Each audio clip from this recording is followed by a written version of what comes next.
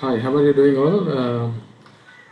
In my last video, I've shown you how to deploy a Docker container for a simple Python application. It was actually a command line application. It was not an application actually, it was just a simple Python script. The container is just going to execute the Python script and then return the output to the Ubuntu shell.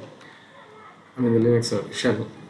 In this video, I am going to show you how to create a Docker container for a Python flask application, which means I'm going to create a Python a web server, and I'm going to use Python Flask web framework for creating a web application. So precisely speaking, I'm just going to create a web application, and this application is just going to return some kind of dummy data, and that application I'm going to deploy through Python Docker container. So this is what is exactly the summary of this video tutorial. For that, what I need is actually a Python Flask file, a server file, and then a Docker file. As usually, as I have explained in my video, I used a Docker file. In my future videos, I have a plan to explain the Docker Compose YAML file, but for time being, I'm going to show you how to deploy this web application by using Docker file. Okay, so I need a Docker file, and I need a Python web application, for which I'm going to use Python, especially the Flask framework. So first, let me create a directory, and that is for my work, so that I can have all the files at one single place. I call it as Flask app. Okay, fine. First, I think already. Okay, fine. That's okay, fine. And then so I get into this Flask app. Okay. Now this is actually the home directory for my work. From here, I'll be creating all the assets required to create the Docker container for this web application. The very first file is going to be the Flask. I think I need to create the server file. I call it as main.py. Okay, and I'm just going to write a small script. This is just going to be a small script with very little code for this web application. This web application is just going to return, maybe I can say, a small dictionary kind of thing, because I don't have the patience as well as the time to make the templates and retrieve the templates to the web, and so I don't have the time. So I just very quickly create a dictionary, and that dictionary, I'll see that this application will return that dictionary to the web browser. So that is one. So as usual, I assume that you know the fundamentals of Flask. If you don't know, I have so many videos in one of the playlists, and please go there. So from Flask, I need to import the requirements. Import Flask, and then JSONify. Okay, I need this JSONify to convert the dictionary into a JSON object. So that is one. And then I'm going to create a variable for app, or app instance, or something like that. Flask is actually a class. So I'm just going to create a class level object, and this object is, I'm going to use this object to create the routes. I just have only one route, and I'm not using any the HTTP requests like get, post and all. If I use get, I can also make a RESTful application by using Flask, but that is too much for this.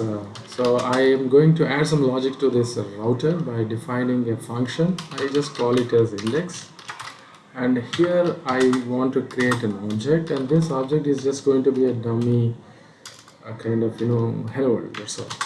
So I don't want to make it is just going to be a simple so this is just D is actually a dictionary, Python dictionary, and now return JSONify, and then D. That's all. Now here I'm going to run this module by using if main.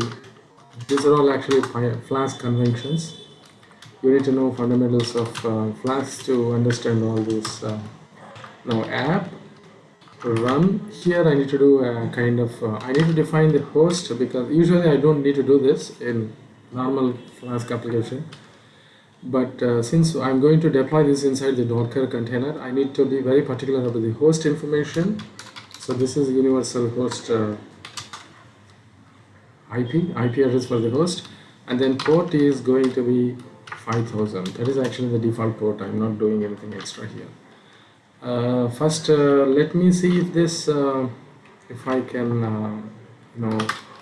I have, so let me run this server script to know if my application is, yeah, there is a problem here.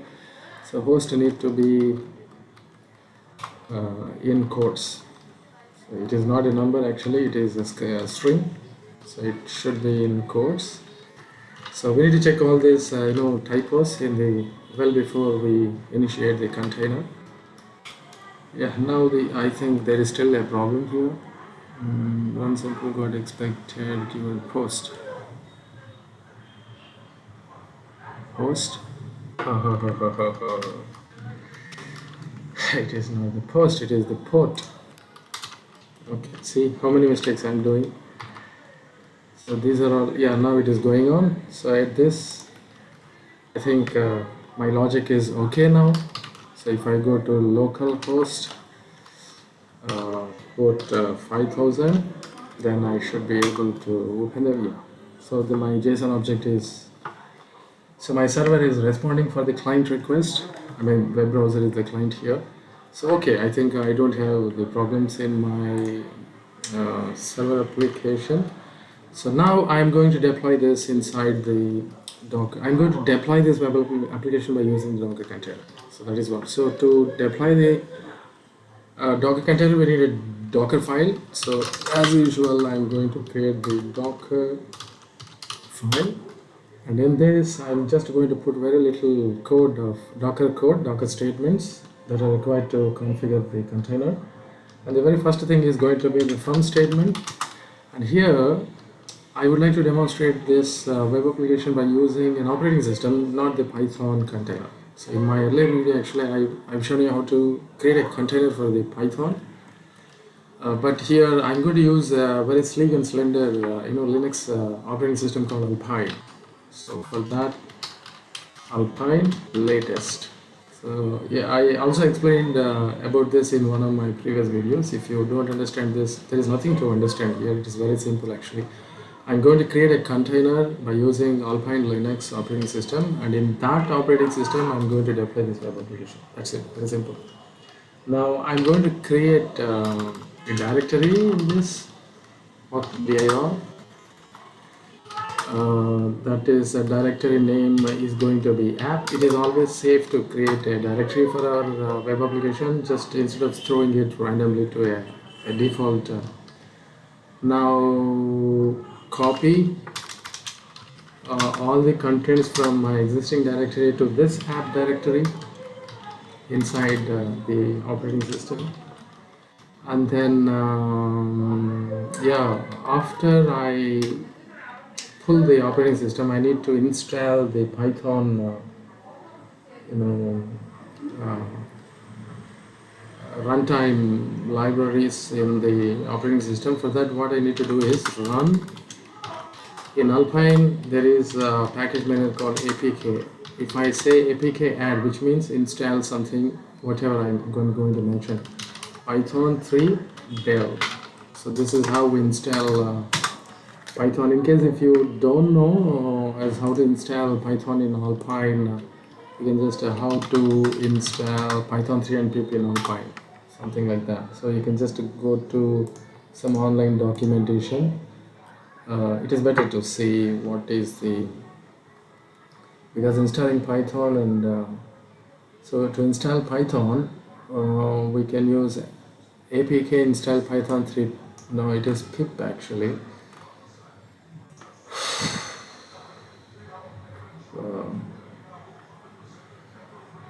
Okay, so here I think no cache. Yeah, this is very important. Okay, so instead of wasting time, let me tell you, Python, add Python 3 dev, and then I think here I have to show you, I have to put the no cache. That is very, very important.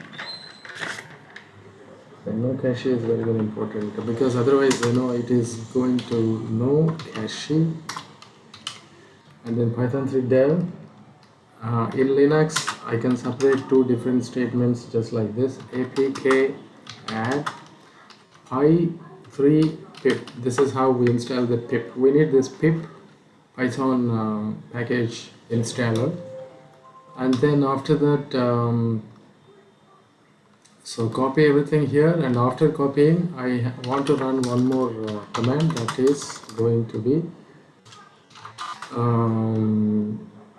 pip 3, because I want to install the requirements for this flask. We need one library, Python library, which is flask. Pip 3, again no cache directory, no cache dir. That is actually one of the important argument. Install, I say, or I make a requirement file here, requirements.txt. So instead of just telling flask, I'm just telling Alpine or the Docker to pick the packages from this text file called requirements.txt. Okay, fine. And after this, I have to expose, because we need to open the port in the Docker. So for that, so if you don't know what I'm doing this, I spoke about all these commands in my previous video. Just to go back to that video and see what are all this: expose, run, copy, add, and all everything. Expose port 5000, so that's very, very important.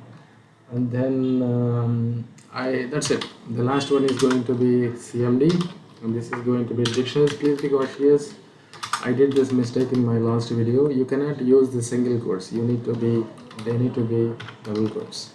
So where is the application? Inside the app directory. Then I want to, the name of the Flask server file is main.py, something like that. So let us see.